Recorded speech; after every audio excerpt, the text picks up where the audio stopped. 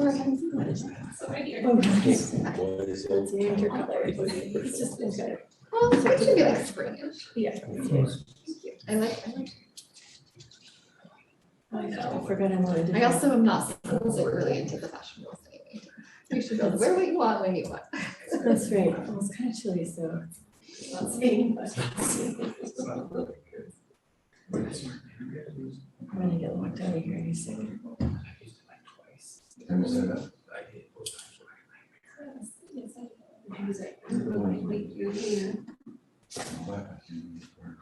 We're going into the closed session pretty quick, right? Am I just waiting here? Right now, Michelle.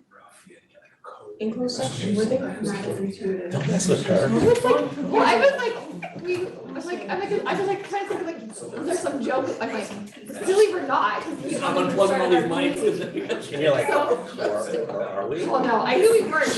I'm just like racking through like, what's the joke? Like, what is she trying to get at? Because she's not. Maybe she's, that could be. I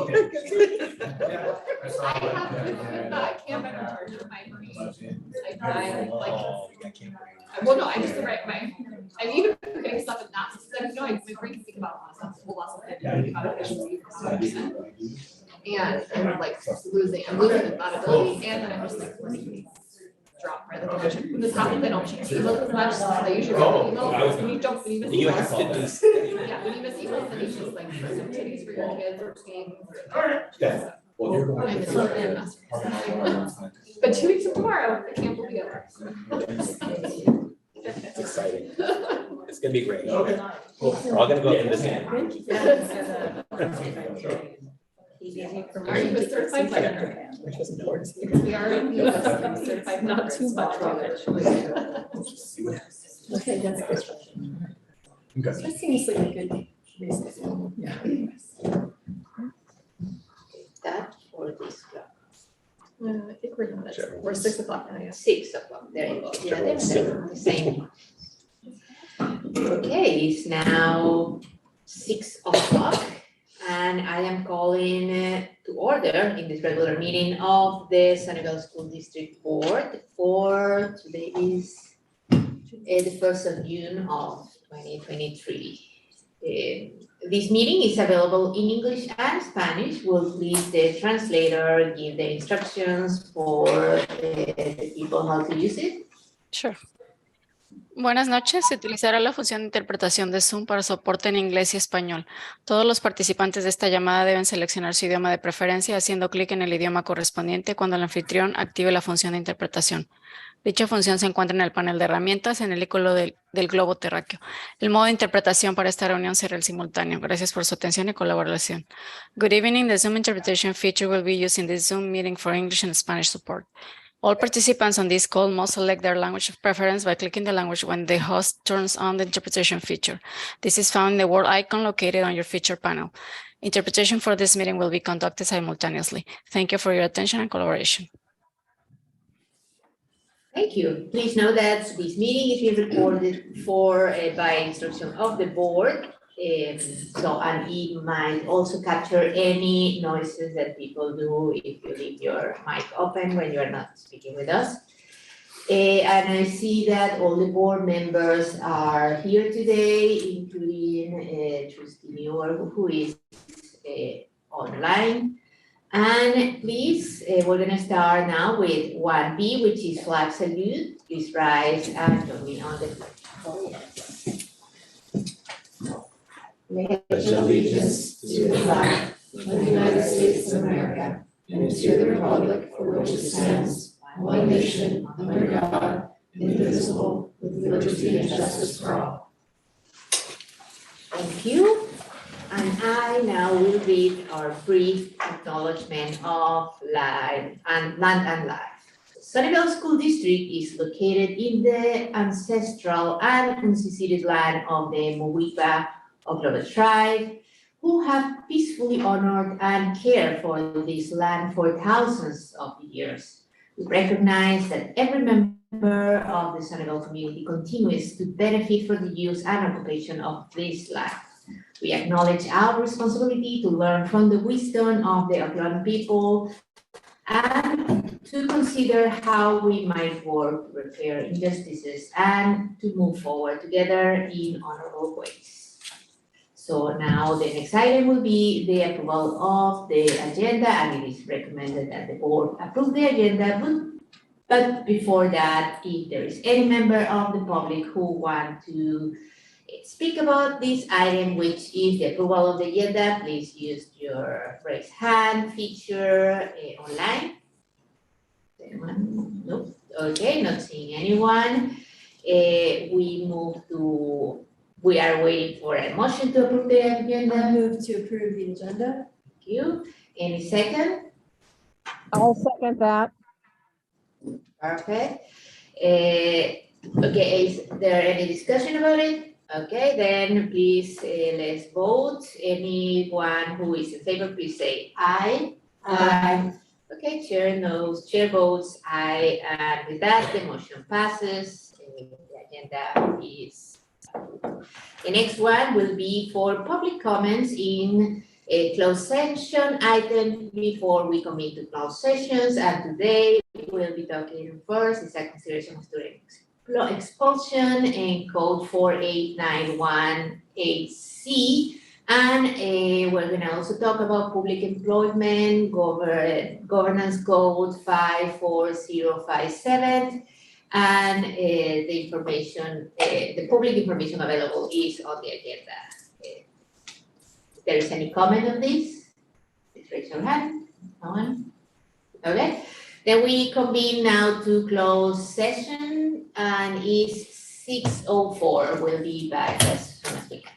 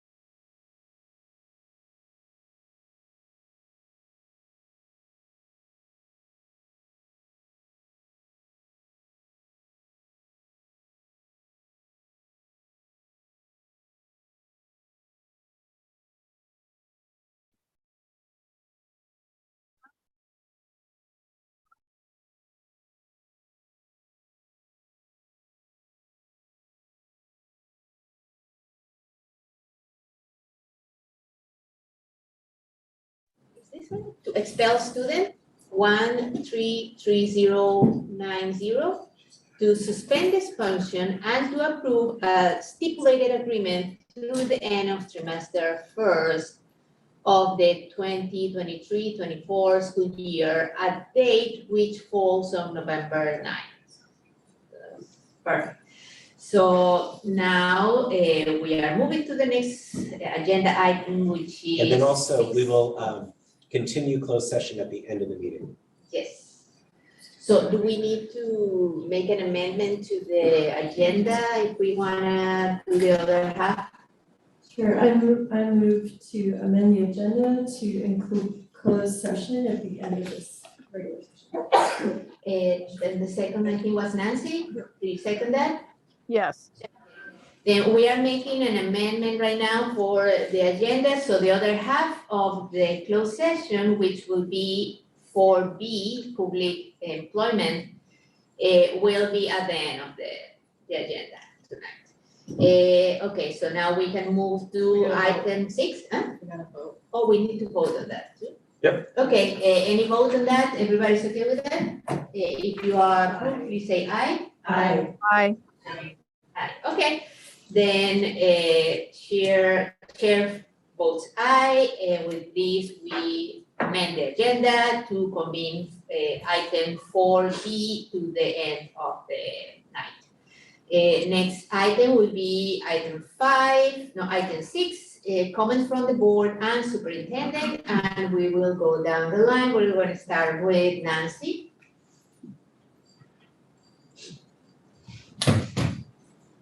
I think you're on mute because we can't hear you. Yes, I've unmuted. I have been engaged in reading about the budget and keeping up on different CSBA publications and EdSource publications. And I've been in communication with our superintendent. I also wanted to let the public know that I will be leaving the meeting early. I need to do something for family. Thank you. Okay, I sent in my activities and just to inform the board for delegate assembly 2 weeks ago, I sent you my notes. If you have any questions, you can let me know, but the big focus was on cybersecurity. They're gonna convene a panel at CSBA to talk about cybersecurity policy and best practices for school districts because they've seen the threat go up. And I'll go over my notes with Mike later next week. But that's all I want to report. Thanks. Hi, so since the last meeting, I attended the transportation town hall hosted in conjunction between Sunnyvale for Equity and Education, the Fremont Union High School Board meeting, the VTAs, and the VTA. It was informative and hopefully productive. There's going to be next steps that will be followed up on. It was really valuable to hear input from the community, and I'm glad that this issue is being examined with the rigor that it deserves from the various agencies. I feel like there is a danger that this is one of those things that can fall through the cracks because it's no one's specific responsibility. But I think that with this continued communication going forward, we can, and the partnerships that have been established, that this is an issue for North Sunnyvale students that can be, if not fixed, then at least lessened. I also went to a stakeholder meeting for, there was a webinar about school-based mental health services for students, and they were talking about how the Biden administration is endeavoring to make that easier for school districts to get reimbursements for. And lastly, I went to it was hosted by the San Andreas Regional Center. It was a focus group about, it wasn't culturally responsive teaching, but it was about how culture interacts with the services that they provide. And some of the questions that they asked, I thought were great, just to hear people talk about. So San Andreas Regional Center sends service coordinators to homes of children who have, who need it, parents who need respite care or speech therapy or other therapies. And some of the things they asked were, how do service coordinators show that they understand your culture? Do the people you interact with use language that you like? What should service coordinators keep in mind about your particular culture? And if you could give advice to the people who help you on how to understand you and communicate better with you and your family, what advice would you give them? There wasn't a lot of people in the meeting to give feedback on that, but I thought those were great questions to have and to keep in mind as we look into how we can serve students in a culturally responsive way. Done. I just briefly wanted to thank all the HR staff for the awesome event yesterday. It's like the best event in our district, right? Where we get to celebrate all the wonderful people who do so many amazing things. So just thank you to all of the HR staff, and it was a great event. Okay, thank you. So I have a few things to say. I think I forgot last month to send my things to Jesus, but I will send 2 months worth of stuff probably. So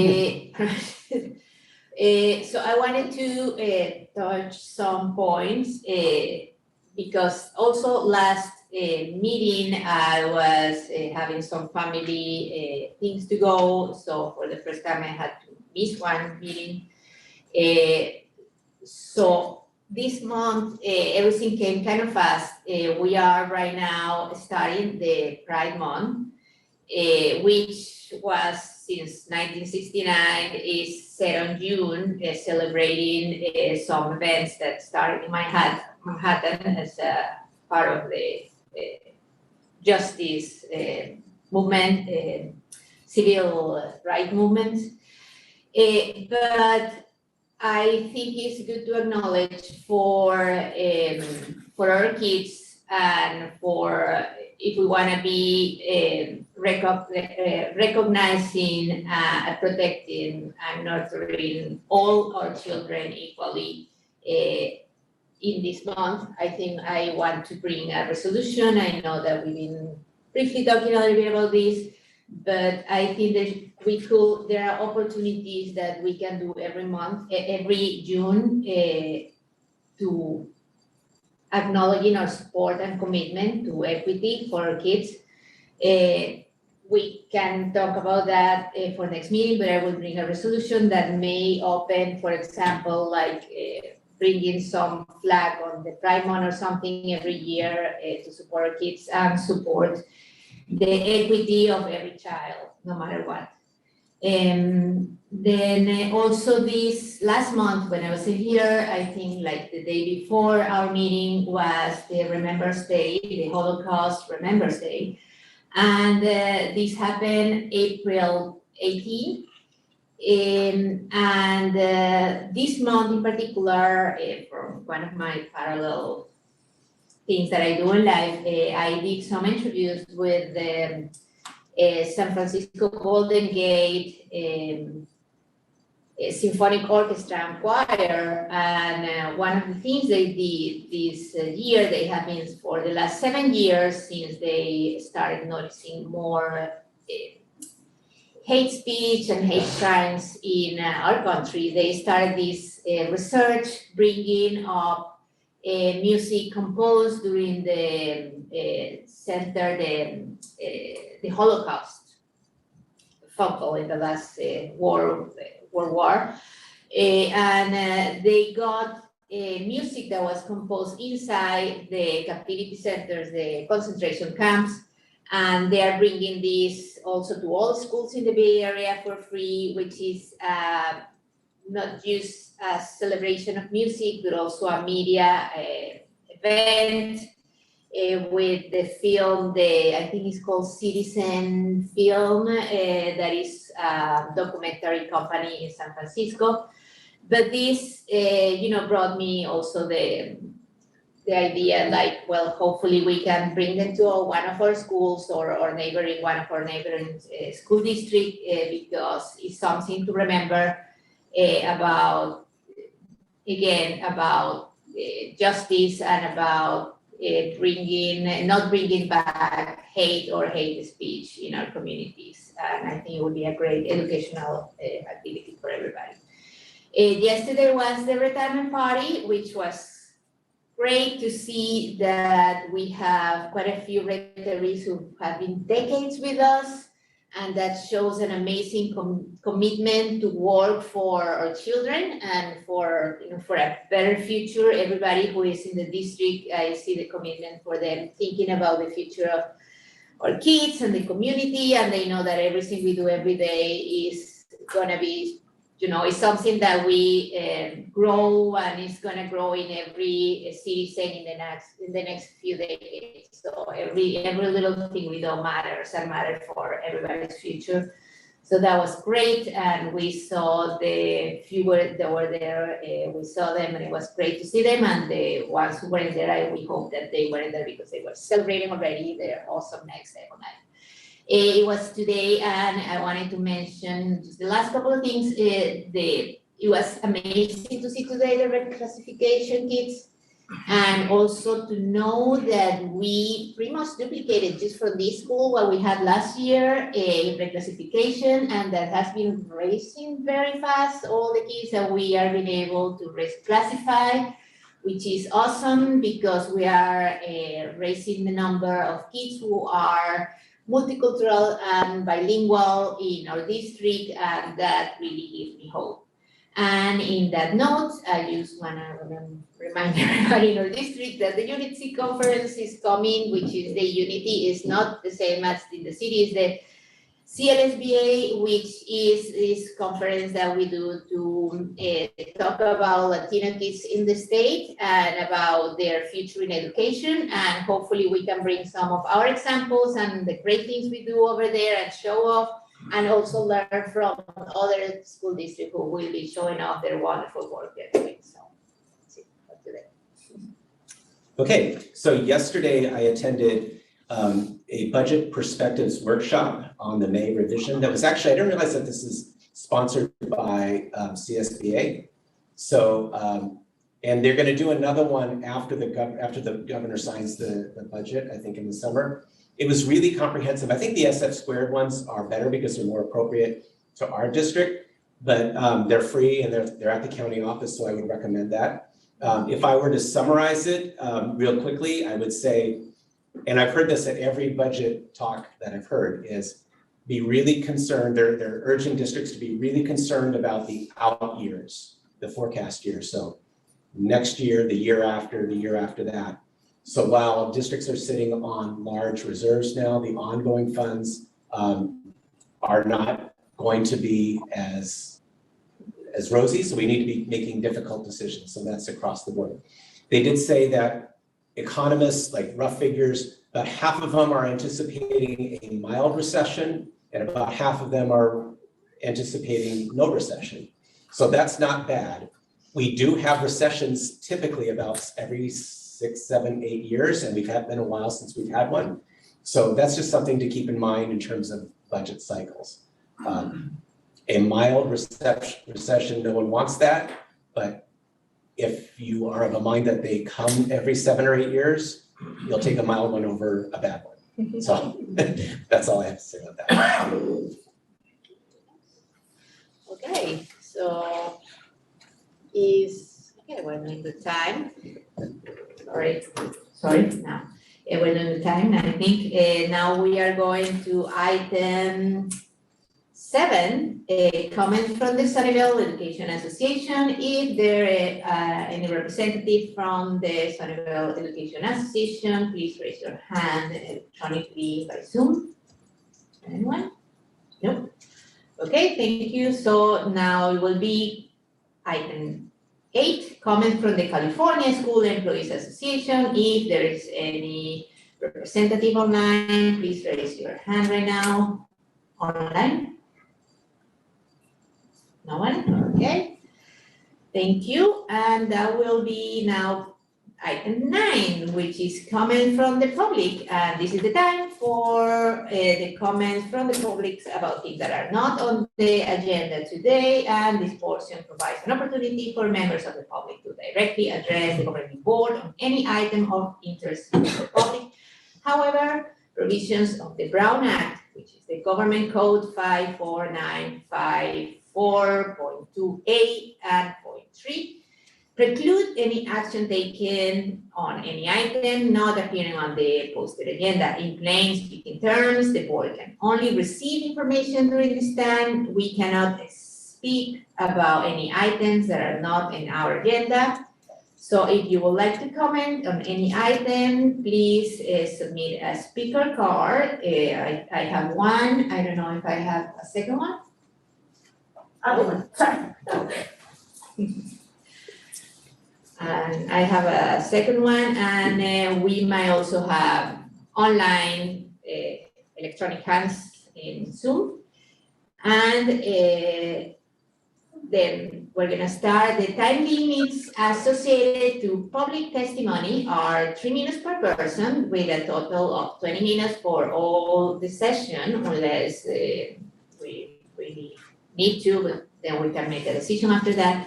Speakers are asked to give their names and affiliation at the beginning so that we can accurately record these in minutes. And if you are in person, give us the card. If you are electronically, remember to raise your hand and use the card. Okay, so we have. Ask if there's any online. Is there any online right now? No? Okay. Okay, so just 2 then.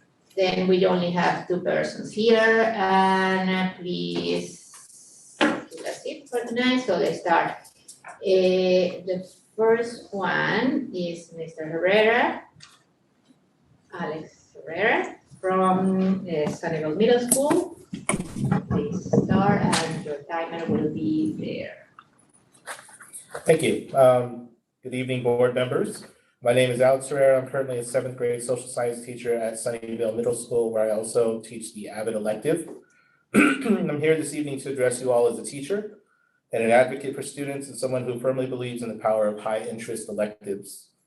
If you couldn't tell from my size, I love food. I think food is just something that isn't just something that sustains us as humans. It brings people together.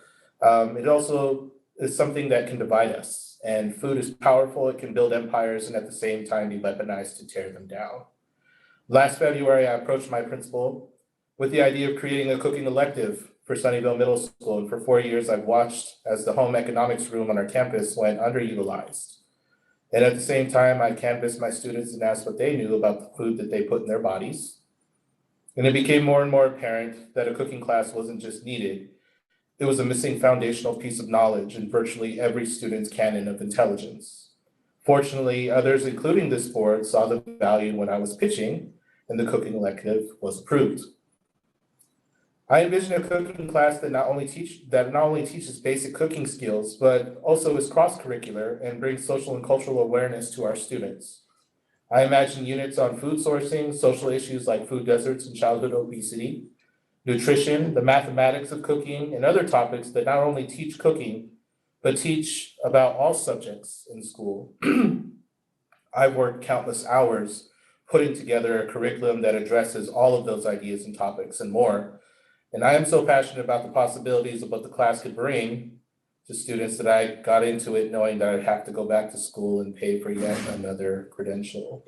But this week I was informed that the room apparently is not up to code to host such a class.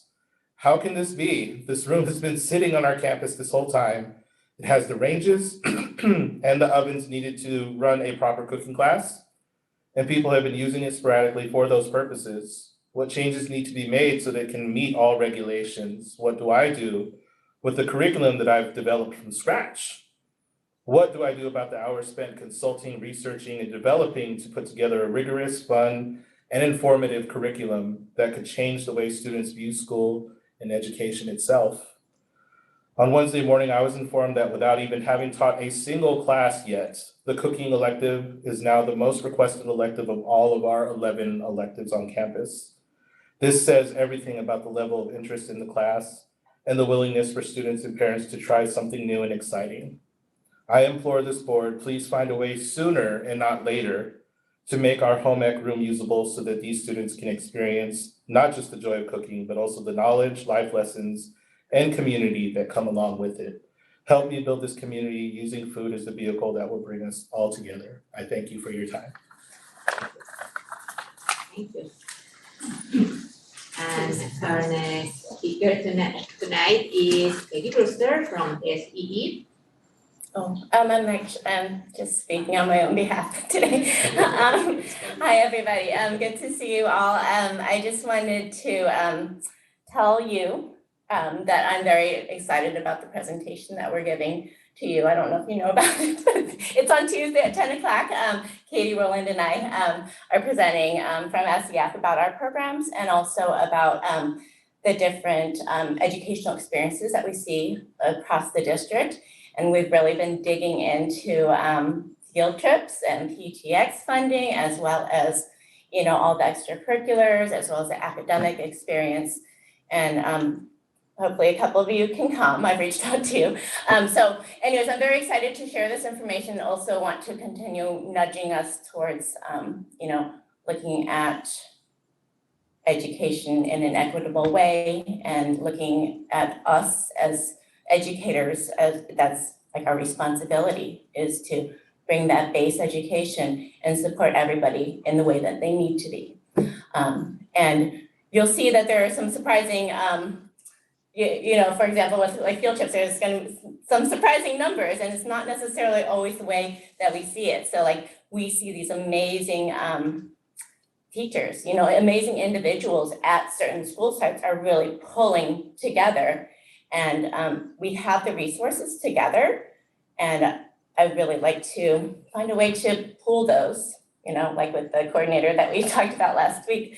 That is somebody who could be looking at all these different sites, and of course, in conjunction, with everybody, with me and with C and SEF. I mean, there's a lot of partners in this to really be able to look at our schools differently and our responsibilities as educators differently, as an Ed Foundation differently. So anyway, I'm very much looking forward to that. And Mr. Herrera, sounds amazing, that was cooking class. Would love to see that also in the elementary school. I've been a big proponent of living classroom. We hear about these culturally responsive gardens on certain campuses, and they also include cooking. So that will be part of the whole thing. Looking forward to it. Thank you. Thank you. Thank you. And with that, we move to item 10, which is review and discussion. And the first item is A, which is the public hearing on the 2021-2024 local control accountability plan updates. And for that, we have Dr. Sorry, I'm blank there. Dashalin. Thank you. Good evening, board. I come to you again this evening to talk a little bit about our local control and accountability plan. But before jumping into talking facts and numbers and giving you an overview of our work this year and kind of where we want to head, I want to start with a quote from the book, Good to Great, by Jim Collins. And it says, "Good is the enemy of great." And so I just thought that was so telling to where we are right now as a school district. And I wanted to also thank you as a board for your questions and your thoroughness in order to challenge us to be the very best that we can be here in Sunnyvale. So as I go through our presentation this evening, I'm going to start also with a positive, because I do believe in positivity. So I want to share with you just a thought that I received a couple of inputs this week. So I want to share one of them, and then I will jump into the presentation, and then I will clinch it at the end, hopefully with another comment that I think you will want to hear. So I'm going to share that now. We had a first grade student who was presenting with extreme separation anxiety. She would cry, elope, and engage in physical aggression when separating from mom in the mornings beginning in December. When we were able to get her separated from mom, she refused to go to class, among other interventions. This student began counseling. She now proudly lines up with her class, says goodbye to mom, and is able to stay focused and regulated in the classroom for the entire school day. It's a remarkable turnaround for this student. I've heard the board say many times, teach one, reach one. So that's one, but I know there are many others. So as I go through the presentation, some of the data you've seen, you've given information with regards to. Some of the data doesn't show, all of the greatness, but I'm gonna go through why we're doing this. I always like to remind us, it is a lot of work, it is a plan. It's not, I'm presenting, but our entire team has weighed into this, or different educational partners. So many people have weighed in. When we first wrote the plan, as well as the updates that we bring each year, including our updates this year. We have included those focus areas as a part of the LCAP that includes state and local priorities, which I'll review again, just so we're all clear about what those are. And then in addition to that, it tells the stories, and that's why I wanted to tell one of those stories, because it reflects many different stories. Some of those are wonderful and some of them are not so wonderful. So this plan is to help us to address what's going well and keep doing a really good job of it. And then the stories that are not going well, what are we going to do about those? The plan includes, as you'll see here, our budget, and our chief financial officer will give you more details and have with regards to that. We have our plan summary, how we're going to engage our educational partners, goals and actions, what has increased or what is being minimized as regard to our populations that we're focusing in on, which includes our foster youth, English learners, and our low-income students. And then you have action tables that you had an opportunity to take a look at, and we will review in more depth. These are our 8 state priorities. These are the focus areas that we focus in on as a school district. There are actually 10, but there are 8 that relate to us. You'll see in the next chart, there are 10. Oops. And so 2 of those do not relate to us, but we do emphasize our foster youth, and we do emphasize any expelled youth that we have and prioritize them as well. They're just not made up in our 8 priority areas. So the plan that we're reviewing includes these particular areas. Just a reminder with regards to what our goals are, those are listed there for us to remember what we're focusing in on as a district. The positive thing about our plan is our stakeholders, our educational partners, they feel the goals we have are addressing the areas that we need to be addressing. And we keep looking at how to make the plan better each year. So these are our goals. We're continuing to focus on those goals and fine-tuning them with the actions that are in place. So goal 1, I want to share a few highlights here. So just to walk you through the table, year 1 outcome, that's just to reflect where we were at that particular time of the year. Year 2 is reflecting some highlights related to the particular goal area. 100% of our 3rd through 5th grade special education staff have adopted and supplemental math intervention curriculum, and also associated supports that go with that, including training and coaching. That's a very important thing. We want equity in what we are using to be sure we have the greatest opportunity to be successful with our outcomes and instruction.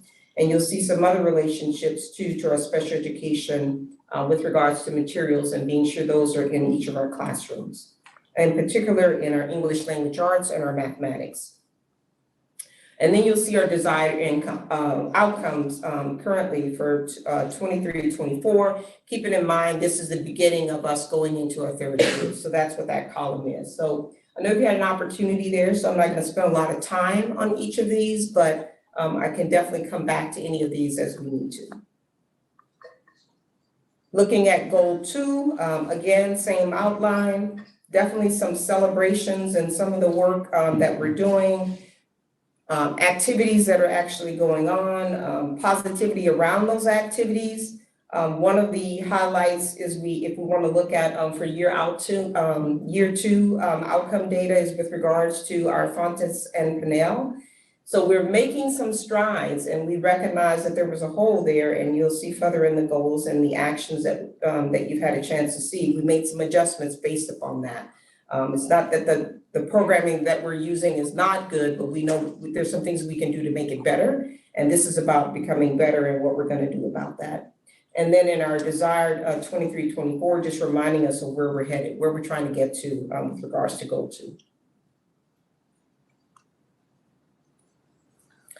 Goal 3, again, same highlight here. Want to emphasize a shift for us this year that I think is important to talk about is chronic absenteeism. It's so strange that we haven't figured out why, to be very honest. We, Paul Slayton and a team made up of social worker, administrator, et cetera, have actually been intentionally looking at this area to see what is actually going on. We do think there is some correlation to how we've emphasized be home if you're not feeling well, and did we shift the focus a little bit too much? Is that what's going on? We really don't know. But we definitely are coming in a year where we hope to see that number change significantly, because that is really different for us as a school district, and get back to what we're more accustomed to is that 1% or at least close to that in our chronic absenteeism. So that's a real big one for us, because the students being present is critical for us having success to move them forward. And goal 4 highlights here, just want to emphasize some area here. This is our goal that really focuses in on parent engagement, family engagement.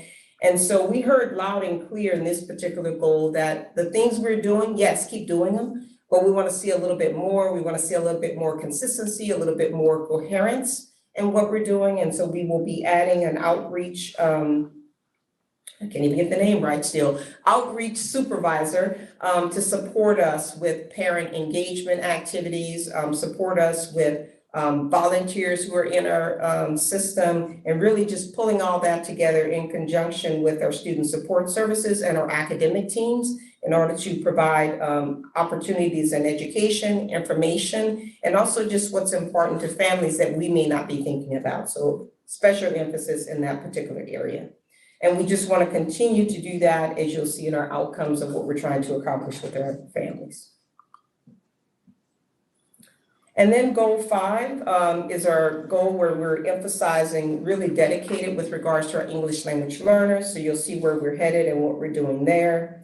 The 2 big areas that came up loud and clear, both from families, teachers, and even our administrators, is around our support for our English language learners. In particular, around our newcomers, what are we going to do, and strategies around that. So that'll be an emphasis. And then, of course, with our ELD strategies across the district. It wasn't like one campus or another campus. That's across our district, looking to get better at doing that work. And then rounding out where we want to get to. And you see we are making some strides, but we definitely have some big moves we need to make this school year. Just want to highlight here, these are kind of highlights of the goals in each area and some of the changes and highlights that we've been working on. Some of those, as I was going through, I talked about that, but you'll see highlights with regards to our growth and health and growth curriculum, an update there. That was a really big one, a lot of quick work.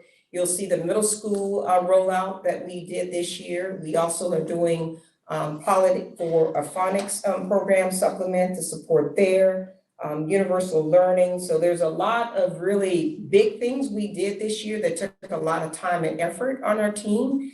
And sometimes the output doesn't show for that, but these were some really critical elements that we recognized we needed to take care of in order for the work that needs to come ahead. So you'll see that highlighted in these particular sections based upon the goals identified.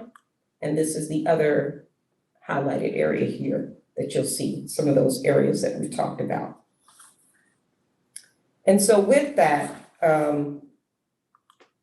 those are kind of the highlights of the plan. I know you had some particular questions that you wanted addressed, and I think we got to many of those. And I think the one element that you did an excellent job as a board, and I want to really appreciate that, is the questions you're asking making us think and making us think critically. And it's just kind of where do we go and how do we get there from here? And that's why I kind of wanted to start with, when you are good, it's more difficult. When you're lousy, it's good to show improvement. But when you are doing some things really well, you have to really dig in to get to the next level. And that's kind of where we are now. So with that, I do want to leave you with the positive, giving you some of the areas that we're still struggling in, as soon as I find it. But, schools are working hard. They do let us know where their frustrations are and how we can help, and we're trying to do that. And what's really nice is when parents reach out and students, because that's really authentic feedback for sure. And so I want to leave you with this one. My kid had a great final year at one of our schools, and I'm so grateful for you and for the support and helping her to navigate her way through 5th grade.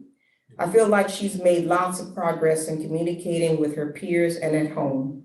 I have noticed her voicing her feelings more calmly and clearly and letting us know what she needs at any given time.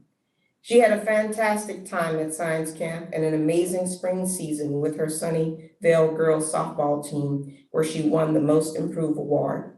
These things have been a great confidence booster for her, as well as a team bonding exercise and fun. We will, of course, continue to work at home over the summer, and I will keep in mind those topics you have covered with her. Thank you for listing those that were so important and helpful to me. She is really looking forward to starting at SMS and all the new friends she will meet there. I really appreciate you having someone to check in with her over the summer, and I am fine with all that you have done and continue to do. I thank you. You have been invaluable to her, and she really has enjoyed her time and grown with you. So again, I just want to leave you with that, because I know as a board, as with us, it can be very frustrating sometimes for the things we're looking at and we're trying to do, but know that we are meeting some critical needs for some of our most valuable students. So with that, I'll pause and take any questions. Thank you. Thank you. So this is not to be approved today, but next meeting, this is review and discussion. But we do have public questions for this. So It's a public hearing. it's a public hearing, Yeah. yes. So with that, if there is any member of the public who would like to speak on this item, Officially open the public Yeah, hearing. open the public hearing. We'll Yes. officially open the public hearing. And give it time.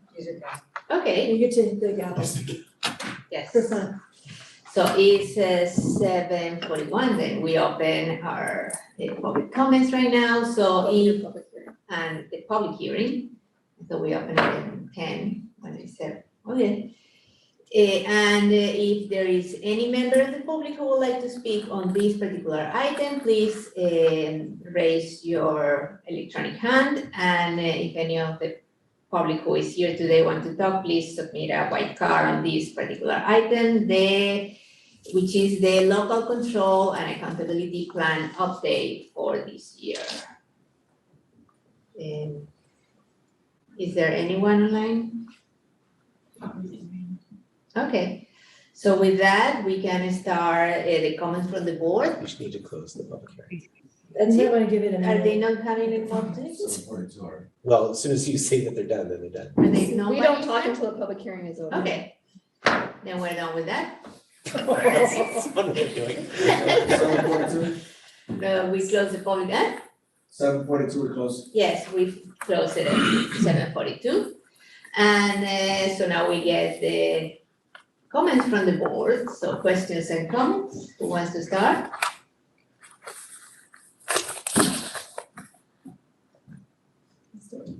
I have a couple things. I have a lot of notes, but I wanted to clarify one of my comments from the packet. Packet review opportunity. There were a couple things, I know for our reading goal, it's every child be proficient by 2nd grade. It's 100%. But then for our math goals, it's like, we'll be incrementally better, And for some reason, it was just because they were right next to each other, it was kind of shocking to me. And our math scores are not great, right now. And I think that what I was thinking of also was that there were some things where I saw somewhere else in there that one of the goals was to move up into the overall 80% proficient in a certain area.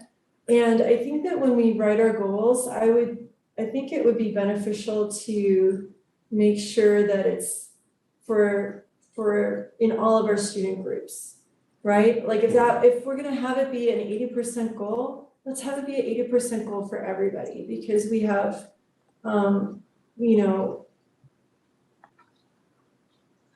instead of, otherwise, at a school where there's a 20% group, 20% of the group is just far below grade level.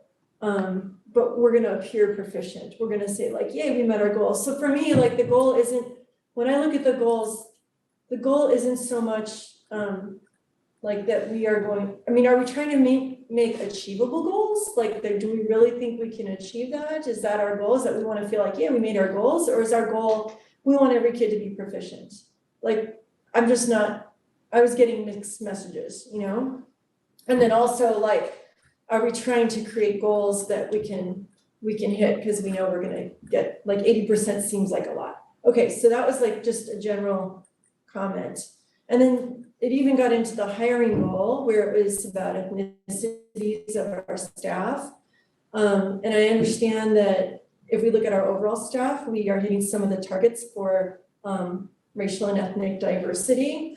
But if we look at our teaching staff, we are not necessarily meeting those goals. And so, if we said we're having those goals, could it be across all employment groups, right? Just like we would say across all student groups. So, so that's just like a general comment to clarify my point. So I think I had 80% written in there and you're like, that doesn't make sense for that goal for employment groups. We don't understand what you're talking about. That's what I'm talking about. It's kind of just a general thing of how are we structuring those goals.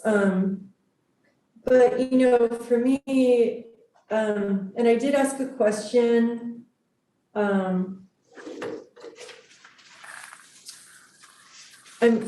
I just really feel like even though the focus is on the English learners, I wish that the district would be a little more radical in its approach. Like, I just wish we were, when Jamie Bradley was here a couple weeks ago, talking about how he looked at students and who were, how he was looking at students who were coming up on the radar for behavior issues or whatever, and he was saying like, what did we miss? And he was looking at the data, and that was just fascinating that he was talking about all the different ways that he was, individually as a admin team going in and like doing the work and like really trying to dig on the answer, like what did we miss, what supports were in place, how talking to the teachers about the testing. So I understand that all that individual work is happening. But I think as a district, like when we look at systems and structures, our ELD1 classes are packed right now. Those newcomers are still gonna be newcomers next year. They're not gonna become proficient and move on to ELD2 or to, exit out of ELD1 and 2 next year. We know those kids are there next year. And we're still staffing that at a 32-to-1 ratio because they're 8th grade students who are huge, by the way. They're just like adult-sized people at that point. And they just have such diverse needs and they need so much intervention. So many of them are coming, some of them are coming as refugees and some are coming with families and, they just have all these different experiences. It's just not even realistic to have that be the correct ratio. And I don't see that in here. And it's like, it's disappointing to me. And when we talk about goal 4, I think, where it's making a welcoming place for everybody, I don't see enough, for me, 1/5 of the board, I don't see enough aggressive welcoming of the Hispanic Latino community, you know, and like even though we're doing a lot of things, we're just not meeting the kids' needs if we've got at the Title I schools, they're 20% proficient. At the non-Title I schools, they're 30% proficient. None of the ELs were proficient in math and that were Hispanic in middle school last year, like not one. And like, I just feel like, you know, rather than saying, oh, I cry every year or whatever we're gonna say, like, we just need to like lean in and like, I don't know if we're a non-fat district. I don't know if we like just have no fat anywhere that we can cut to move to like these kids and these initiatives. But like I'm not expecting like additional money to like fall out of the sky. Like I would like to really assess what we're doing and make sure that structurally at the board level, we are agreeing to support those kids that we know need that extra support, you know, and I love it that people are doing tons with the resources that they have. And I know that they're using everything they've got. But I just, you know, the Hispanic and the Latino community, and, you know, we don't have a large Black population, but they're also underserved by us. I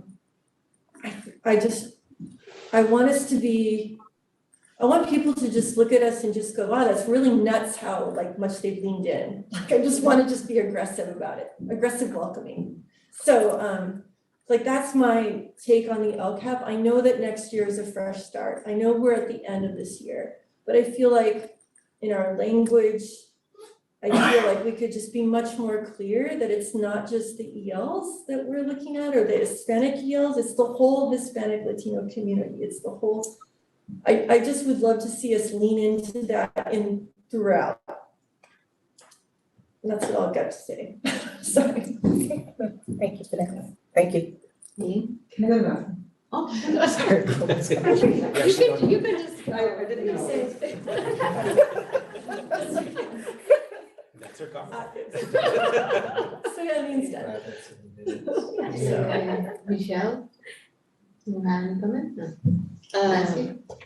I don't disagree with most of what Bridget's saying, right? I think I don't want to spend lots of time and I don't think it's necessarily what you're saying, right? I don't think I necessarily want to spend lots of time overhauling this LCAP, but the next one, right? So I don't know how much you're wanting to overhaul this one, so that's what I'm saying. I don't know if it's what you're meaning by it. Well, I don't disagree with what you're saying, I don't think we have the space and time to overhaul. Well, I the think current they have a month to look at the language and some of the goals, and like I think maybe that's a good discussion for next year for how do we want our LCAP goals? Are we shooting for we want everyone to be 100%, or are we shooting for achievable goals or aggressive achievable goals? And like what does that mean for like by student group, right? Like like I'm interested in what the board thinks about that for the next round. But then for this round, like I feel like there are some needs that we know are coming that just, I feel like, and I know not everything we do has to be in the LCAP, but like this is like we're reporting that we're like buying curriculum for all of our students here. So if it's something around the Hispanic immigrant English learner community, like even though it's late in the game, like maybe there should be a goal and money set aside for that. And I don't know what the right ratio is, but I'm pretty sure like it's not 32-1. I'd like to clarify a couple of things you said, if I can.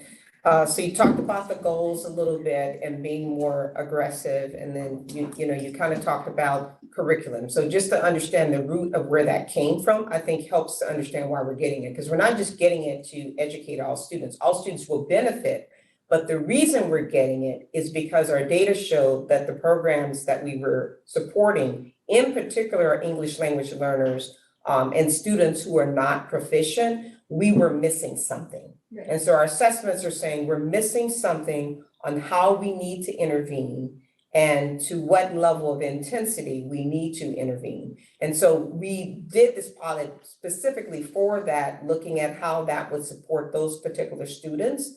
more efficiently, and also support our teachers with training and coaching to have the skills to intervene in the way that they really need to. So while on the surface it may look like it's for everyone, and it is, the root of how we got there was because of who we're not serving. So I wanted to kind of clarify that. With regards to the goals and information that we received when we went into this cycle was about having a more overarching goal, and then the actions beneath the goal is where, the 80%, the 90%, and the more what I call action items that are measurable that will then lead back to you achieving the overarching goal. So I can definitely see in areas where we may want to fine tune that. I think for where we are in this cycle, while some of this may not be changeable just because of the protocols we've been given by the county and the state with regards to how the plan needs to be and what their check boxes are, I'm definitely capturing the areas that you've identified with regards to ratios in classrooms or ELD, emphasis around our interventions, and then going back to the welcoming of our aggressively, I think is more specifically, aggressively how we welcome. I get you're saying it's kind of a funny word to mix with welcoming, but I totally get what You're really welcome. Yeah. So, and a part of that is that new position. We need someone who's really, we are all working hard, but we also have multiple things. So a part of that was someone who's devoting their time and effort. That's what they think about all day. Like that's the majority of their job. And so we felt we definitely needed that, and that showed up pretty clearly. So yeah, so those are just wanted to kind of clarify those things, but I definitely hear the emphasis about the all and what should be all and what are we minimizing, and if so, why? So just wanted to clarify that. Yeah, and I would just say, there's nothing that you said that isn't what we're talking about, but being explicit about it in the LCAP, like whether it goes this year or we're working towards next year, I think there's a lot of alignment there. Yeah, and the more explicit we can be every day about who the target is, the more effective we are going to be to meet the target. So I totally agree with that. I'm curious if it's possible to disaggregate the data about the parents feeling welcomed and those other items that Bridget outlined in anticipation of the meeting for next week, just so we know like how well where we stand, like what the data is currently.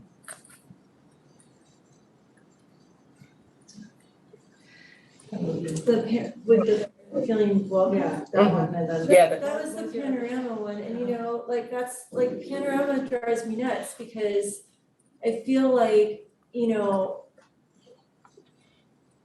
I feel like it's a good baseline in general, but I feel like, we need to do more. Like I read that book, I saw the book on Mike's Desk Street Data, and I read that book, and it's an awesome book. And I feel like there's the groups that we really want to hear from are, when you look at the percentage and return rate of who fills out Panorama as parents, it's really low at some of our Title I schools. And, for the groups that we're talking about wanting to, welcome and, the impact that we want to provide. So I'm glad that the people who filled it out feel great, but at some of the schools, the return rate was really low. And I know that I love it that we have outreach coordinators at every school. Like, I think that's such an awesome investment, and that we have lots of social workers and we have lots of people, but that's an area we could lean in on and do better. Okay, I think Nancy has a question. Well, it's more of a comment. The LCAP is a vehicle to get us to think about where we're going, but it's only one vehicle. And I guess if we want to be radical, let's do the accountability report that is required of us, but that doesn't mean we have to just do to be limited by only what we have to report. So I think that we can be more creative next time around in the total cycle, but I want to acknowledge the journey that it takes to get there. And that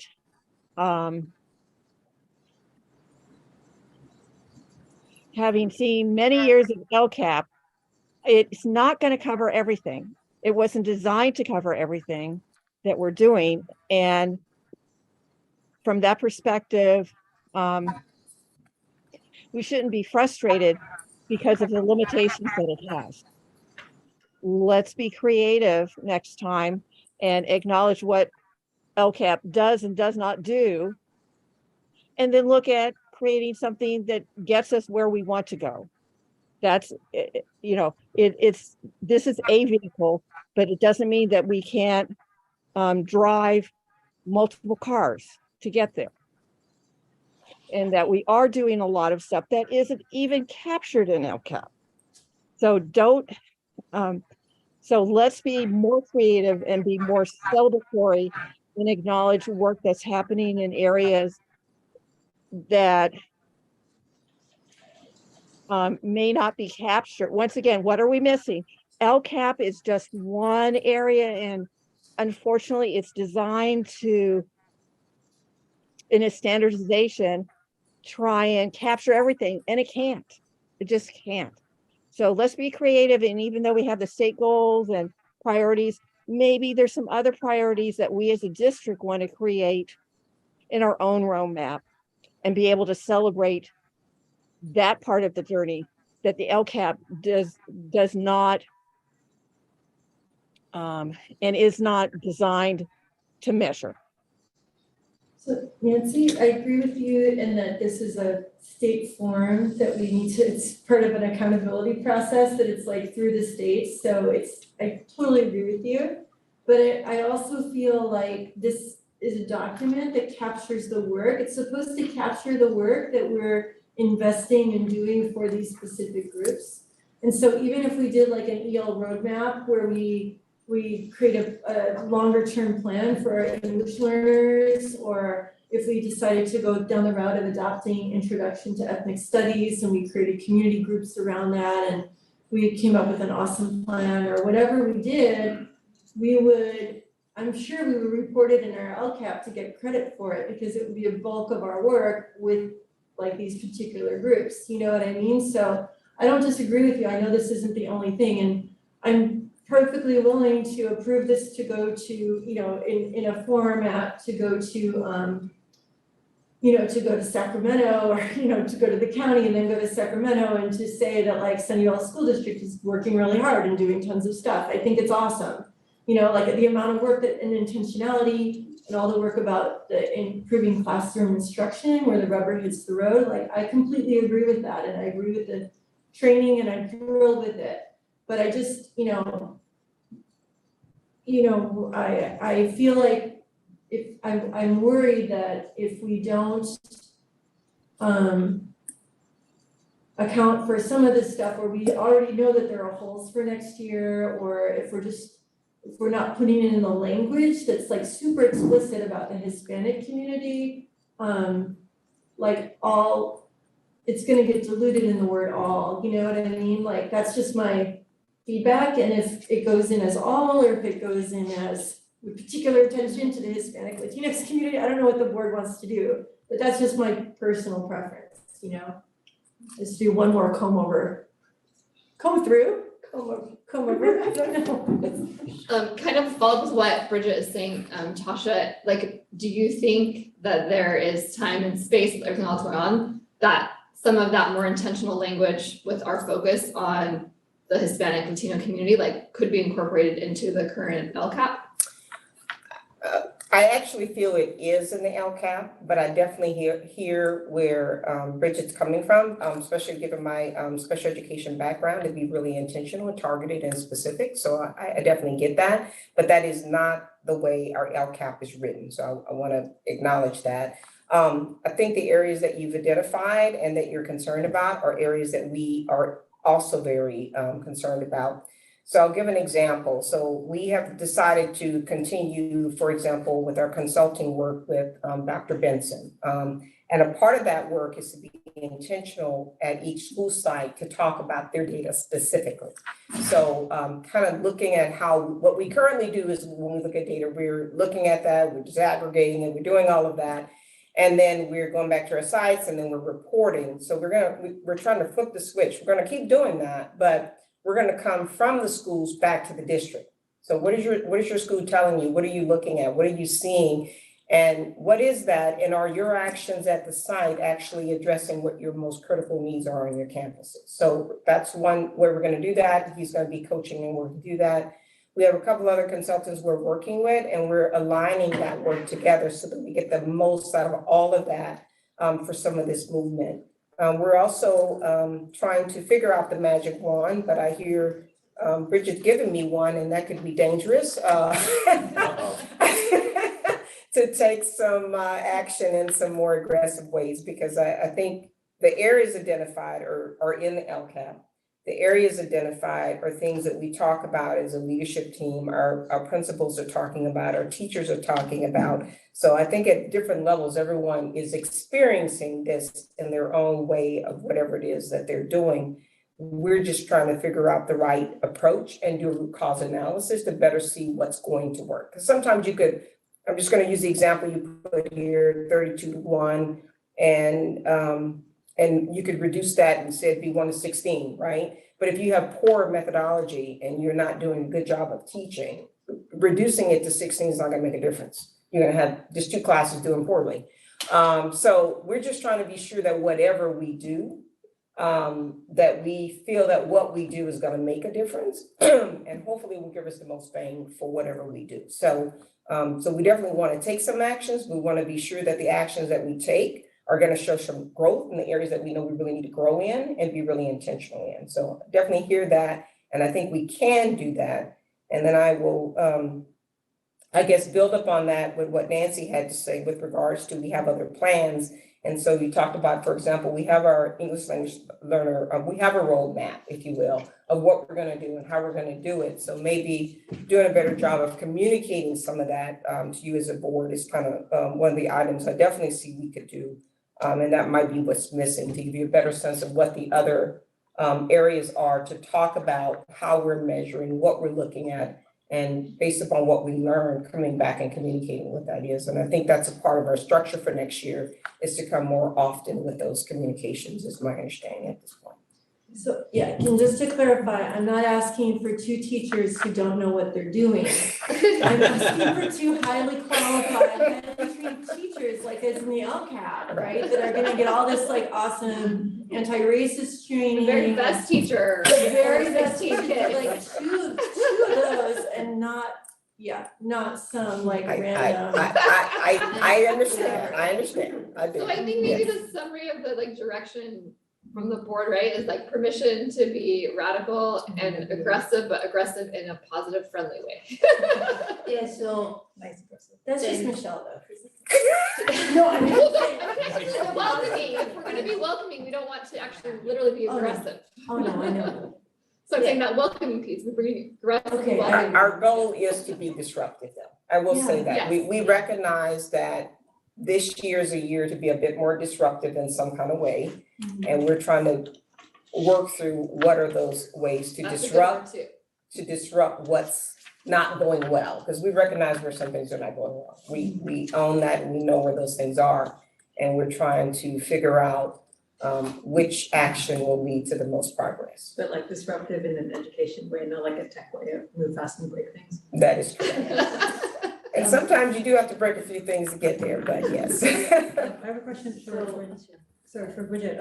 So you keep talking about all that you're pointing out are in the goals 1 and 2 of the LCAP. But Do you want to, in the next version of the LCAP, are you expressing the opinion that we should disaggregate that all, or that we should change that all to specifically address? I wasn't talking about the okay. overall goals, I was talking about each of the individual activities. The actions. So the actions, and so like just the example I was giving was like the English and math are actually right above and below each other. And so within the actual goals, one is 100% of all of our students are gonna be reading at grade level by grade 2 or 3, whatever, whatever it is right there. And then the other one is like, we're gonna have incremental raising, it's just so, it's like, oh, okay, like, you know, it just kind of Absolutely, jumped out at me. absolutely. The third year it jumped out at me. I don't know why last year it didn't. Yeah, before her. And also, so what I wanted to say is that, well, thank you for keep moving forward with this, and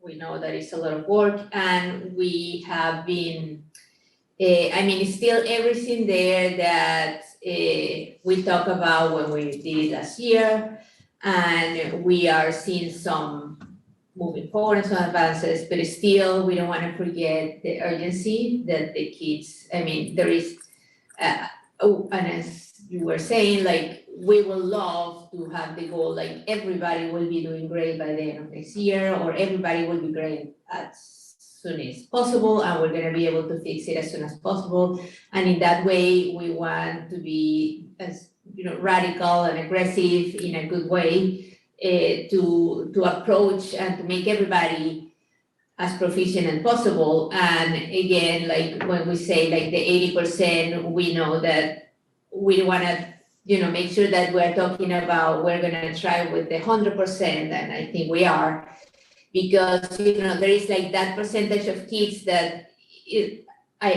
this might be unfair, but it's like the kids who are easy to teach is the other ones that are having, you know, a lot of issues that we need to help and we need to teach, and those are the ones that we need the most qualified teachers and the most resources behind.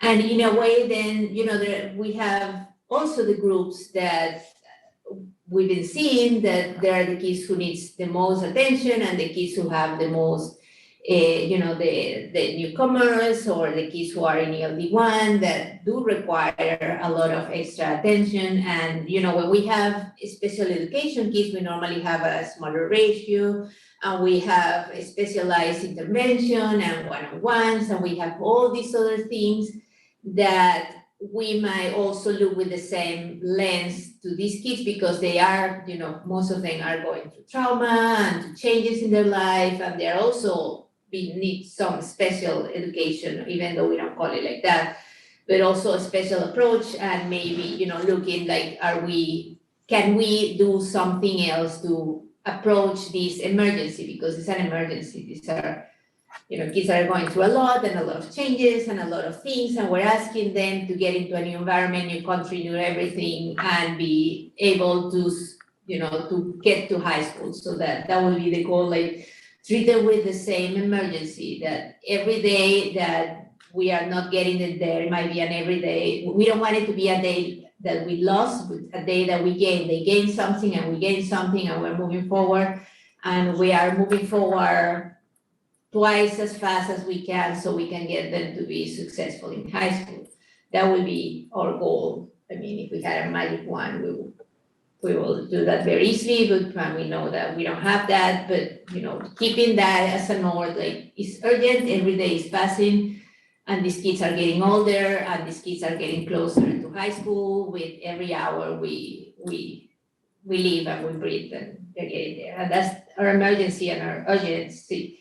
And with that, in our plan, we also have a lot of things, like we're, as you say, like we're talking about intensify more our work on anti-racism and equity, trying to help, again, the most in need. And then we did have a lot of work this year with everybody into that. And then we have the equity walks, or the anti-racist walks through the schools.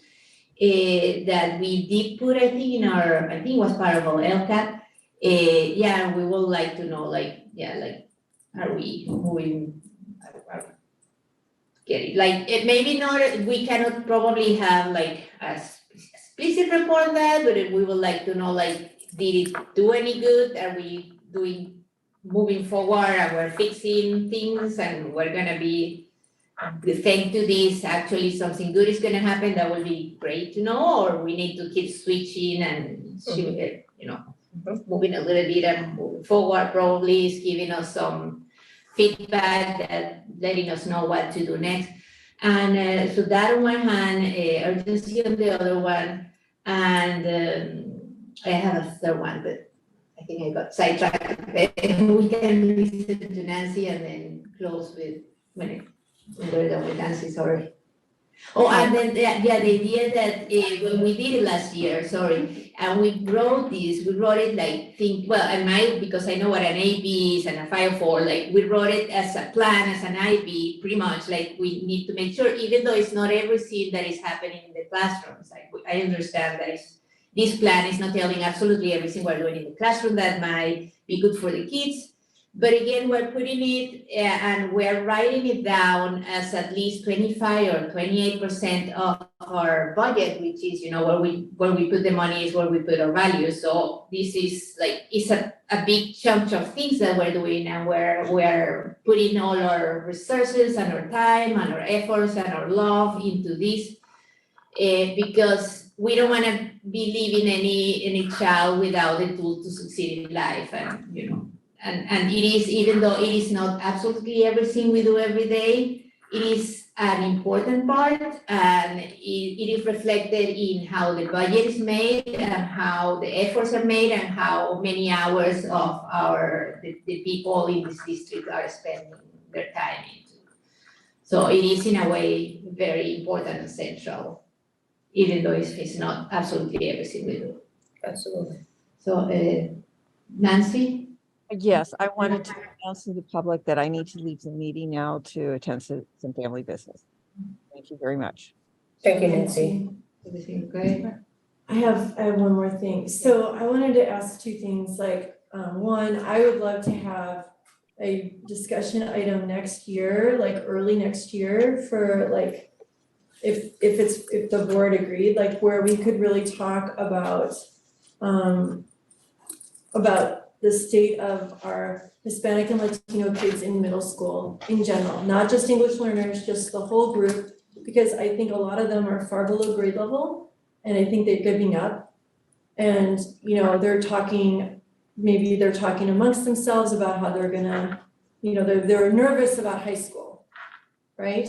Because they know they've got it's a different district, it's far away, it's like all these things, but but they're not feeling prepared. Like you can just, and they express that in many different ways. So I would love to have, if the board's agreeable, to have a discussion session around like that age group, if possible. And then I would ask, like, for the LCAP, is it possible to have a goal for next year for the newcomer classroom? I don't want to be prescriptive and say what the ratio is or what the dollar amount is, but is it possible for like there to be a newcomer, like a goal with some money attached to supplement what we currently have for the newcomers at our middle schools? Like those ELD1 classrooms where the kids are there for. So like a goal that to give additional support to the newcomer classes. Right, and whatever that support might be. And I know that I asked for how much it would cost, and the numbers were there, like for a teacher it's this much, or a para is that much, and I don't know what it is, but like that would be something I would be interested in having a discussion. And you might come back and you say, well, if we do that, we have to give up, all the staplers we need, or whatever. But I don't know what it is that we have too much of. Probably not staplers, but I'm just saying, like, you might say that this is a trade-off the board would have to make, but I would love to understand what that trade-off is, because I think this is important enough for the. I have a follow-up question to that. I'd like to do what you're asking, but in a different way, if that works for the board. So what I would say is what I think I'm hearing is you feel there's a better way for us to do the work that we're doing, and what is that way? And if we have an identified way, can we fund that way? I think that's what I'm hearing you say. Is that correct? For the ELD1 middle school? Yes. For both, yeah. Yes. So I would prefer to do a better root analysis of what we're doing and what's working and not working, and then be able to let you know what we found. Some of that we already know because we've been doing it, but nonetheless, be more intentional with report back to the board and potential recommendations for what we think should happen, because it may or may not cost, or it may already be within our LCAP, depending on what the what is. So I would like to approach it that way, if that's possible. Okay, so but are you saying when you'd like to do a root analysis, I'm wondering how much time you're asking for then? Because I don't personally, like, I feel like if we're making a plan for the budget for next year, like, that's why I'm asking now. This is the first time we've seen this stuff, right? Like, we went over in general what the LCAP is, like, whatever. But like this is the first opportunity. So if this is like the plan that we're making for next year, like, I would like to know if there is an opportunity for next year. Like, for whatever the plan is, like, or are you asking for next year? No, not next year, but it's kind of the approach to the plan. So within the plan, we already have in there funds to support our English language learners. So if we found that there was something else that we needed to do, so whether it be add another teacher, whatever the scenario is, then we can look at the budget to determine what the cost is for what the action needs to be, because the LCAP already supports the action. Right. So within the actions we have, if we decide, I don't know what it would be, but some additional coaching that's needed, the way that the plan is written, it already has an item, it has a goal and an action. So we might need to increase something as a result of that, and the current structure of the LCAP would afford us to do that. I'm just saying right now we would be pulling out of the sky what the extra would be, because we don't know what the action should be. So. But I definitely think it's doable and something we can take action on to start next school year. It's just a matter, I don't know what that action is. And at this point, I would just be pulling it out, our team, but being more intentional about what the action is definitely possible. Would the board support that? So yeah, so it sounds like this is not a change to the LCAP, but direction from the board to do, like, say, yes, Tasha, we love that, go do that. Yeah. Right? Would the board support that? Yeah. Okay. So I think the president would have to give direction. Yes, so. Right? I think that. Let's do that. But Let's I do mean, it.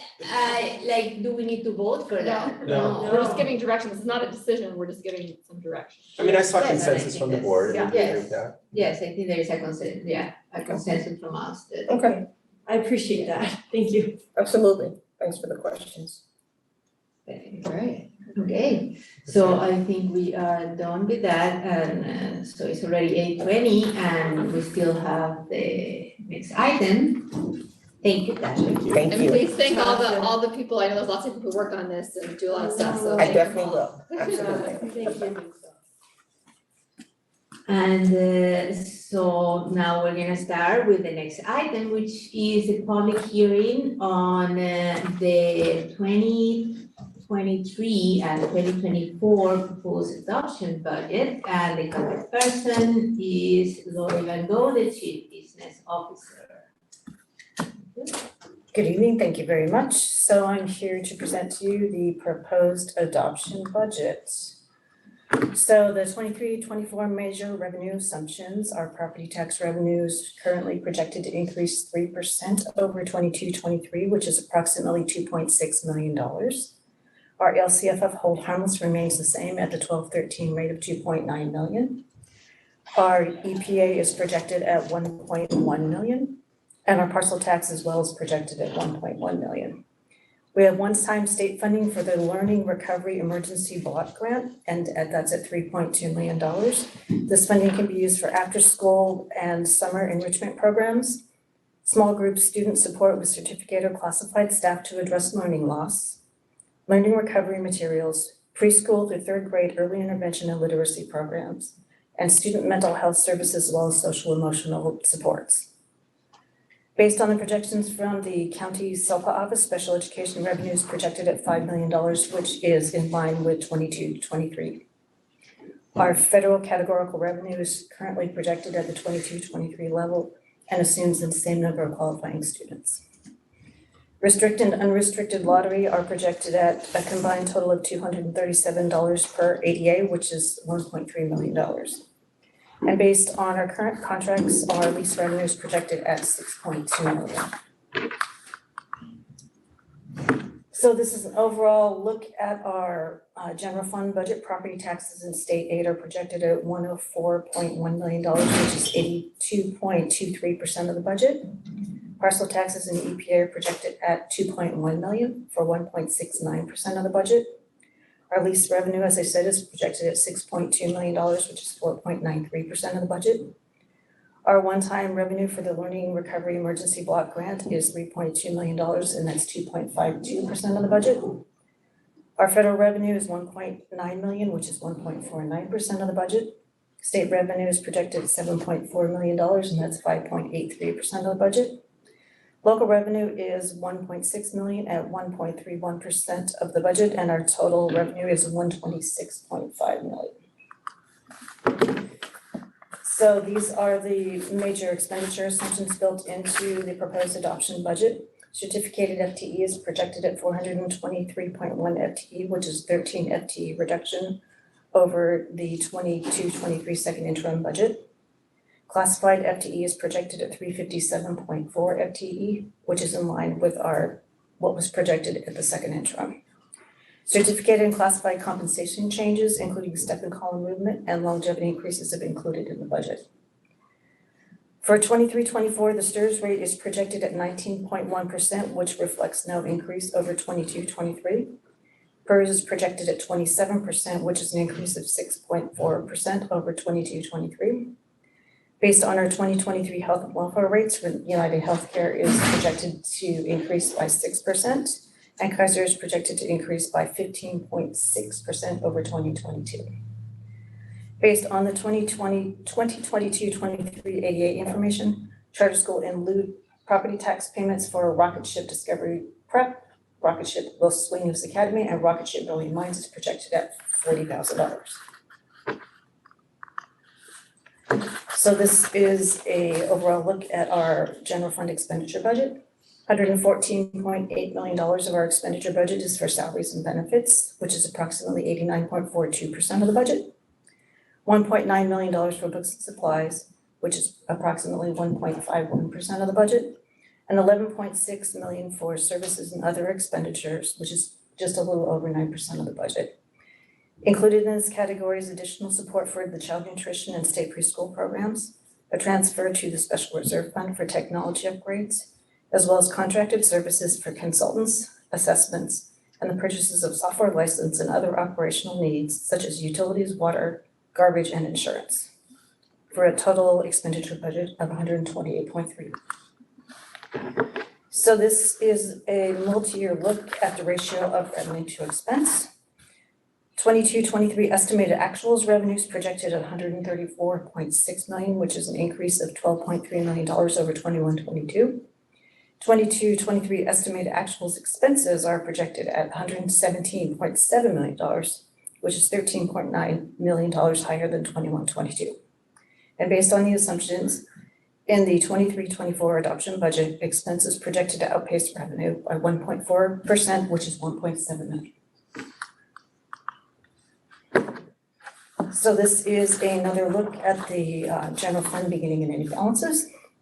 22-23 general fund ending balance is projected to increase slightly over the second interim budget, due in part to a projected increase in our property tax revenue and a small projected decrease in FTE expenditure budget. For 23-24, the general fund ending balance is projected to decrease by $1.7 million over 22-23. And although we're projecting a decrease in FTE, most of our one-time funding streams are drawing to a close and fully exhausted. So this is a multi-year look at the unrestricted reserves. This is a combination of the unrestricted general fund and the special reserve fund 17. Based on the 23-24 adoption budget assumptions, we are projected to have a total unrestricted reserves at year end of $39.9 million. A portion of that amount has been set aside for current requirements and future projects, which includes stores, revolving cash, estimated carryover, the Lakewood Library project, future textbook adoptions, future maintenance projects, maintenance and food service equipment purchases, and future technology infrastructure upgrades. These set-asides, after all these set-asides, we still maintain a 20% reserve, which is in compliance with our board policy. So just to quickly wrap up, the projected decrease in the 23-24 ending balance is $1.7 million related to the leveling off of our one-time funding streams and a decrease in FTE. 23-24 special reserve fund ending balance is $14.7 million. The 23-24 projected unrestricted reserves are at $25.2 million or 19.6%. We maintain a positive balance in the multi-year projection and we will maintain our basic aid status.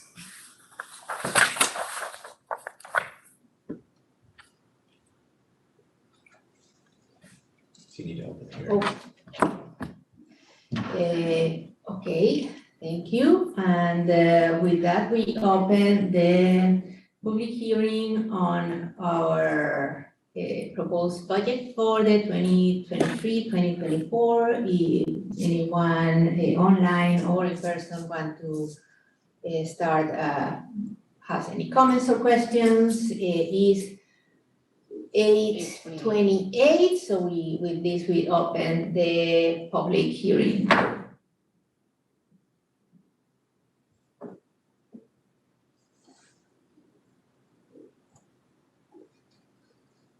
Is there anyone online? No hands? Okay. Again, if anyone wants to raise their electronic hand in Zoom, and please do so, or have any comments? Okay. Okay, so it's 8:29. With that, we close the public hearing, and we can start with our board comments and questions. Board, anyone wants to start? Questions or comments? It's a bummer we have less money. Yeah, I think, thanks for answering the questions in the packet review. Of course. Thanks for your work on it, I mean, it's quite, I always appreciate the indexes and the summary as well. Kind of like is non-accounting terms, it explains it pretty well, so I appreciate that. Of course, my pleasure. Perfect. Are these already taking into account the projected budget decreases from the federal and then the state level? Based on the information that I know, obviously 3 years out, it's a guess, but it's a guess based on what I know now.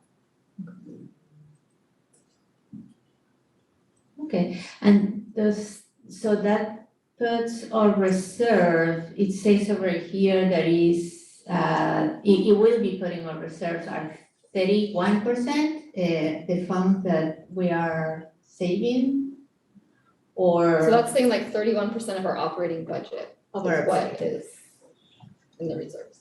Okay. Correct, Lori? Yes, but we do have set-asides that come off the top of that, so my goal is 3 years out to maintain our 20% reserve, which we have accomplished. Okay, yeah, and because, I was trying to add from here what I understand is right now, well, at the end of next year, then will be about almost 22% in that fund reserve that we're saving always. Yeah, in 25, 26, my goal is so that the county approves our budget is to have 20% 3 years out, because this particular budget is a 4-year budget. Mhm. So I have to look this year plus 3 years ahead to make sure that we're at 20% so that the county approves our budget. So Which at we the are end of the year, we're still having about almost 22%, with these numbers. Yes. Okay, thank you. Any other questions on that? We can all cross our fingers and hope for huge growth like we used to get. They said, We're having a lot of buildings, stuff moving around the city. Yeah. they said, at Delegate Assembly, they said that, it was like over 50 out of the 54 counties or whatever in California, however many, there was such a whole, but most of the counties were not required to report their taxes until October. Yeah. And that is substantial, Oh, hard for a lot of. because of Disaster. disasters. Yeah. Things. So I just want to give a special thanks to Lori. At budget time, she's always busy at the different iterations of the budget during the year. And you can tell if you go in her office because she doesn't tear off the paper from her, what do you call that? The adding machine. Yeah. Right? So there's a huge mountain of paper. That's like, when you know she's extra busy. That's how you know how busy she is. So especially busy this time of year because she has to not only do a budget, but she also has to work with Ed Services on the LCAP, and they have to go back and forth, and it's a tremendous amount of work getting the budget figures in both of those. So this is always just a challenging time, but Lori loves it. I do. Okay. But then right on top of it, our auditor decided, why don't we send the auditor last week? Oh, God. So that was, we was a didn't lot. love that. No, It was a lot, but it's. it was a lot, but she doesn't ever complain, but she's worked really, really hard. The mountain of paper is now gone. And I'll start a new mountain now. she'll start a new mountain. So all kidding aside, I really appreciate your hard work, Thank you. always, but especially the last couple of weeks. Okay, thank you. Thanks for your time and hard work. Thank you very much. So, and now our next item, we are moving to 11 in our agenda. And it's 8:33, yeah, we don't have time. We have, the first one, 11A, is the approval of endorsement of the Bill of the Right for Children and Youth and Young Adults. And the person who is bringing this will be our trustee Bridget Watson. Yeah, so this is something that Dr. Dewan brought to us a couple weeks ago on Zoom. It was something that's originally was passed in 2010, but adopted by the county board of supervisors. And then last summer, a bunch of students went after it and they put it into just clearer, more student-centered language, I guess you would say. But the purpose of this is so that Mike can sign on to this for us as a district as an endorser of the Children's Bill of Rights, basically Children and Young Adults Bill of Rights. And the reason why they started this was, this is through Kids in Common. And Kids in Common was created in the 80s by a county supervisor and a judge. And their goal was to create an advocacy organization. And then 10 years later, they merged with Zoe Laughlin's organization, which was the Children's Collaborative. And so now that's all Kids in Common together. So it's an advocacy arm, an education arm, and then it's also like a partner-based arm where they try to get funding. And what they, the whole purpose of it was because they said we have, as a county, we're investing, many different organizations, many different agencies are investing hundreds of millions of dollars in students and children every year. But because there's competing priorities, there's fragmented and unstable funding, there's complex and siloed systems, and there's all these historical practices, it ends up disproportionately affecting children of color, low-income children, and it creates intergenerational poverty. And it's just because the systems aren't talking to each other. So they said it would be great if everybody who works with kids, school districts and other organizations, so the County Board of Supervisors has signed on, the County Board of Education has signed on, Dr. Dewan's asking school boards to sign on. If we can just have an agreement that as we consider our own policies, we all agree that this is what we think kids deserve, in general. Let's just have an agreement of what the ultimate goal is, even if it's not all our wheelhouse. It's just, we're just gonna have a basic agreement that children and young adults have a right to these basic things. And so that's kind of the history on it. And so I'm asking if the board can approve our endorsement of the Children's Bill of Rights, just like the founding fathers did. With their wise behind them, who would only sign if they could. Thank you, Bridget. And then with that, we start with public comment. So if any member of the public would like to speak on this particular item this particular item on the agenda, please raise your hand right now in Zoom. Or the only person here. Okay, well, seeing that no one wants to talk about this, then we're gonna close the public comments on this and or do we have a motion so we can talk on this? I move to approve this item. Okay, a second? I'll second. Okay, with that, let's start our comment session. Any comments or questions with this? I would say my only comment, was just like, I think when I first saw that, the kids in common, I think we both like shared it with Mike, and we're like, Mike, this is so cool, so it's like, Yes. when I saw that there were, like, we can actually do something with it too, right, like, I think that's great. Yeah, yeah, I think it's great. We got it. I think I brought you one of those The poster, copies, yeah. the poster Yeah. from the conference, the children's conference. And if we all vote in to approve this, maybe we can acquire more of those and put with our. I have more, remember, because I was gonna give it to him and then you gave him the poster, so I literally have posters sitting in my room that I don't. Like, what am I supposed to do with that? Bring I it know, here. I'm yeah, happy we to give them to can, you. you know, post it with our equity and our ally and all our our values and. I also think it would be great, now that we have this resolution, I would have been meaning to, when I first got that, I'd been meaning to send it off to city council as well, because I think cities, right, like, while they're not directly, they do lots of youth related things, right, and they're supposed to take care of everyone in their community, which is lots of youth. So I hadn't done it yet, but maybe this resolution can be passed on to them, or not, whatever this is, right, but we can pass along to the council, kind of like with resolutions, like, yeah, hey, we wanted to share this Bill of Rights with you. We have a really cool poster if you want to put it up at City Hall. And they could sign up to it, we could go to their meeting and ask them if they wanted to sign. if we Yeah. agree. So Oh, we should we vote and? Okay, Arlene, did so- you wanna say something? I really like this, it's so great and it's so detailed, and I love how it goes into like really specific things.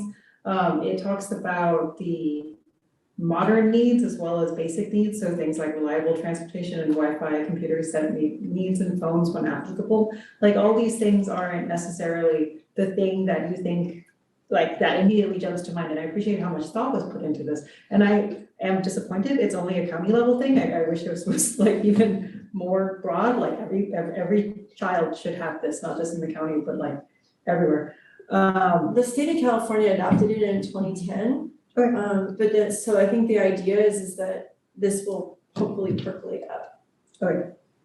I'm curious about, if you know, it's not pertinent necessarily, but if other school districts have also adopted this? So far, just Allen Rock and the County Office of Education. There's, but the Santa Clara County Board of Supervisors approved it like just last week. And then Department of, and then all their partners, right, like the Department of Family and Children's Services, the social services agencies, Counseling Center, Allen Rock Counseling Center.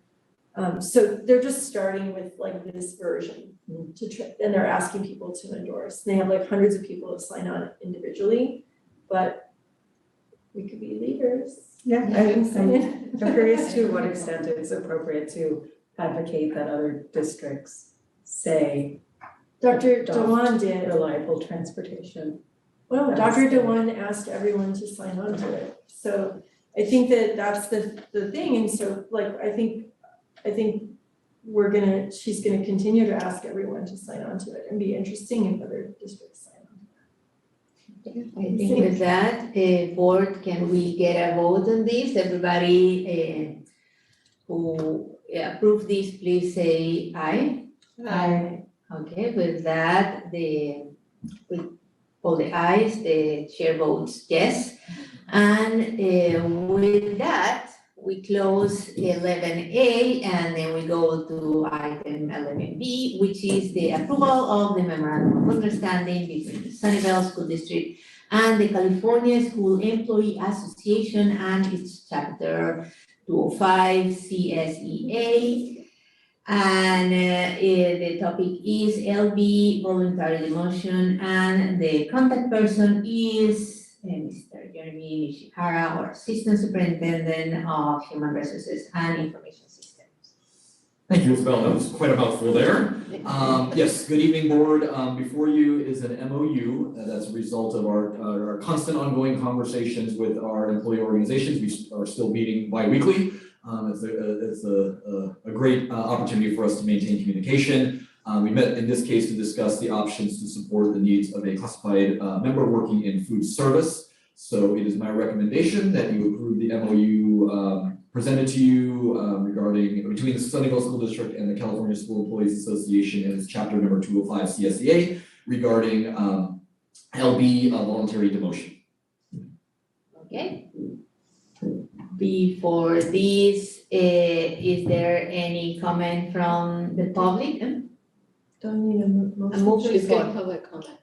first Oh, public comments, yes. yes. If there are any comments from the public, if there are any member of our community who would like to speak in this particular item, please raise your hand right now or your electronic hand if you are at home or car if you're here. Nothing, okay. With that, board, do we have a motion to start talking about this? Motion to approve? I move approval of the MOU. Do I need to read all of that? No, that's good. And any second? I'll second. Okay, with that, we can open for questions or comments about this. Any questions or comments from the board? Not from me either. Great Okay, to hear that you guys are still meeting regularly. Yeah. That's great. You have to vote. very good. Okay, with that, then let's vote. Everybody who wants to approve this, please say aye. Aye. Aye, with a chair full of ayes, we approve, the motion is approved. And with that, we move to the next item, which is the consent agenda items. So this one, actually, I want to make clear that any item on the consent agenda is subject to the review and discussion prior to being approved by the board. If necessary, any items may be removed for separate actions or discussion. The public may also address the board with any of these items. And with this, say if there is any member of the public who wish to talk or has any questions about this, please raise your hand right now. See none here or online. Board, would you like to take any item out or make any changes to this? If I have a question, do I need to Yes. pull Well, I think we need to have a motion first and then we can Then you talk. can pull it for discussion. But do we need to pull it or can she ask the question after we make the motion? You should pull it. You have to pull it to discuss Okay. it. So, sure, you can pull it and then we put it back. Oh, I'm so sorry, okay. I would like to pull the personal order. Personal assignment? Yeah, personnel assignment B, that one. I have So then do we approve the rest of it first Yep. and then talk about B and then approve it? So make a motion to approve item Okay, 12 so- except for B. Okay. Okay, so I move to approve the consent agenda minus item B. Okay, any second? I'll second. Okay, with that, let's discuss. Well, you don't discuss. Oh, wait, we don't discuss that, yeah, it's already We- approved, so we are We vote. approving right now. Vote. If we, or if you are okay with approving this item with the exception of B, please say aye. Okay, with that, the chair votes aye, and please start if you have any comment with item B. So So, I think we need to make a motion first, Okay. discuss like a regular, right? Yeah. Motion, any motion with I that? move to approve consent agenda item 12B. Okay, any second? I'll second. With that, Now you can hear. with that, we're open to discussion on that. Do we need public comment on that particular item? So if You we already have, asked them about. okay, we asked them when it was a whole thing. Okay, with that, go ahead. so there's a few teachers resigning and I was wondering if those were going to be, if we're hiring to replace those or if it was part of our anticipated, loss. It's kind of a mixture. So yes, we are hiring back positions that are in need, such as the programmatic TOSA. And others, depending on where they are, could be part of our absorption of attrition. So I apologize, I don't know for a one-to-one at this moment because it's, we've been kind of looking at the resignation and hiring over the past 3 months as a totality to go into next year. But I guess we are using as the one-time fundings are running out and we're looking to right-size our staffing, both certificate and classified, we do look at any resignation as an opportunity to say, yes, put it back in because it's working, or no, let's free up some resource in order to be aggressively something in another area, so. With that said, are we good so far in staffing for next year? Everything is resolved? Shape? Yes, Ish. Like It's an ongoing it thing. is an ongoing thing, but yeah, we are, on track like normal. we're on track, thank you, yes, that's a good way to put it, so. Okay, any other questions or comments? That was it. Yeah, thank you. Good, so with that, board, is there a vote to approve item B? Say aye. Aye. Aye, with that, the board approves item 12B and we pass the full agenda, and with that, we can move to future meetings. Go to closed session. And, no, before that, yeah, we need to move back to I think it's 4B. I So all you have to remember, say is adjourn to closed. which is closed session, so before, do we close this, No, because we have to No. come back out. you know, You adjourn to closed okay. session.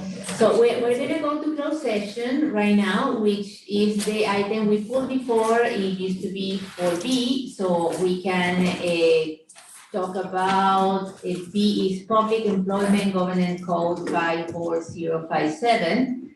And with that, I suppose the online part will be closing too, not the whole meeting. So thank you to our translators for their hard work tonight and our people online.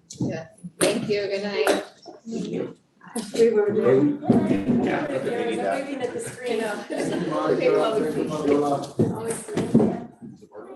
You make it, have a good night. Bye. Gracias. Buenas noches. Okay.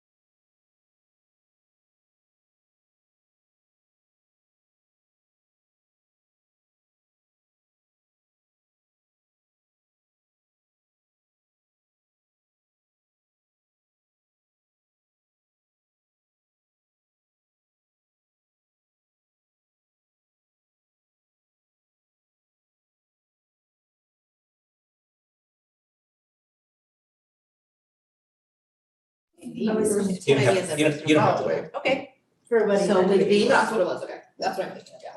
did we take any actions that we need Nope. to report? Okay. With this, we are coming back at, I think it's 9:28 from closed session. There is nothing to report from closed session. And with this, we close the today meeting, and the next item in the agenda will be the date and time for the next meeting, which will be at 6 p.m. on a Thursday in 22nd. 22nd. And we'll wait everybody